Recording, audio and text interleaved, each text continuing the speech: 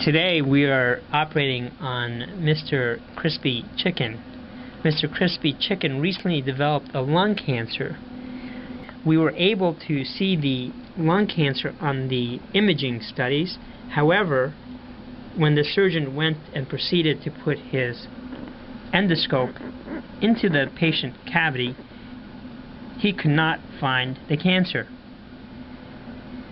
Unfortunately, the surgeon was the only person between Mr. Crispy Chicken living and dying.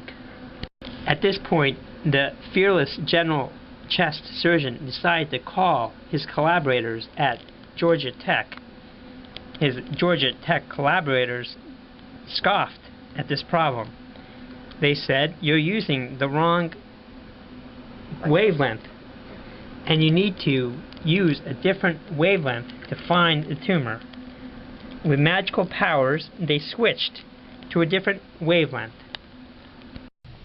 Right on the tumor, so that's... And then switch the wavelength to demonstrate we found it. Stay right on it. And ta-da, we have found the tumor. Yeah. Once we had localized the tumor, we were now able to proceed with the surgery. At this point, the thoracic surgeon uses his Georgia Tech collaborators to switch to a different wavelength, and he can now see the tumor and pinpoint it. Once he's pinpointed it, he switches back to his visible light, and he proceeds to remove the tumor.